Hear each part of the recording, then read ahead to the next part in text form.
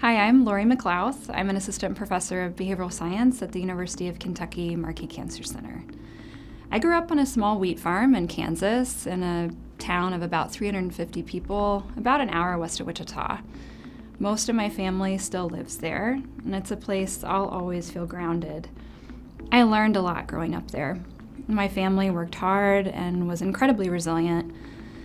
The farm taught me to value a day of hard work, whether that was pulling rye, painting a porch, flipping alfalfa bales, or putting a roof on a chicken house.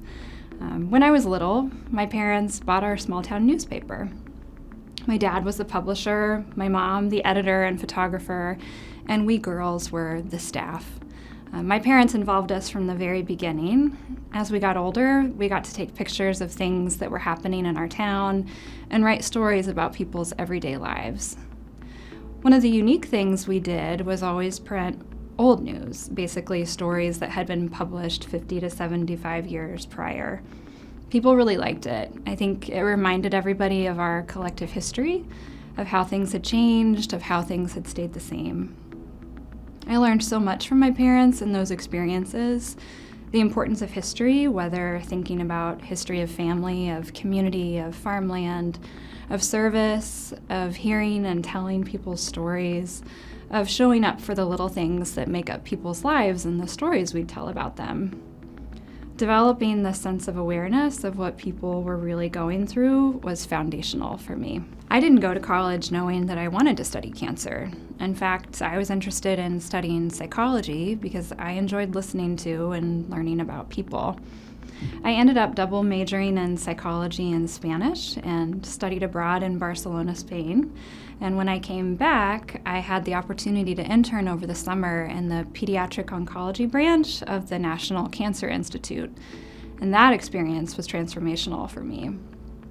I saw kids who were coming from all over the world for clinical studies of new cancer treatments. And the clinical social worker I worked with, Dr. Laurie, was developing these amazing tools to try to support these kids and their families. Board games and books to try to help them talk about cancer, to understand stem cell transplant, and even talk about death. She also did all these small things like hosted chats for families to help get them out of their kids' hospital rooms and connect them with each other. And she did huge things like co-found a place for kids and their families to stay on the National Institutes of Health campus while they were getting treatment. She was amazing at just seeing what needed done to make a real difference. Watching her, the doctors, and these kids and families going through all of this taught me a lot. It's really where I first came to understand what hope in cancer is.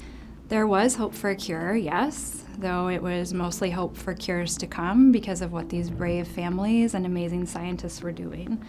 But I think the most powerful hope was really in those little moments, the interactions between patients and their doctors, time spent allowing a child to talk about and ask questions about death, time spent just sitting with a teenager who wasn't eating and realizing that what she needed most was just food that reminded her of home. Time spent in moments that made people feel normal and connected to life outside of cancer. That's really where hope lived. And that's what I want my research to do. So I study hope in cancer, specifically how we can build hope and the impact that hope can have on people's quality of life and mental health. I want to help people tap into hope during treatment for advanced or likely incurable cancer. One of the programs we've developed tries to do this by helping people think about personal or everyday goals that matter most to them and how they can get there. We help people think about what could get in the way, how they'd respond, what they would do if it seemed like their goals really were blocked because of cancer. Too often, when people are handed a difficult diagnosis, we focus all our attention on their treatment, and the other parts of themselves that are important get really small. Our program aims to broaden that world again, to create just a little more space for people to make sure they're doing the things that matter most, and that we don't lose sight of that while they're going through treatment. To help people remember that cancer doesn't get to rob them of who they are. And people are setting all sorts of goals, from big bucket list type goals to getting out of a wheelchair, to improving relationships, to keeping up with the home and mowing the yard. And these things matter. These everyday things matter. They make us who we are. They make up the stories of our everyday lives.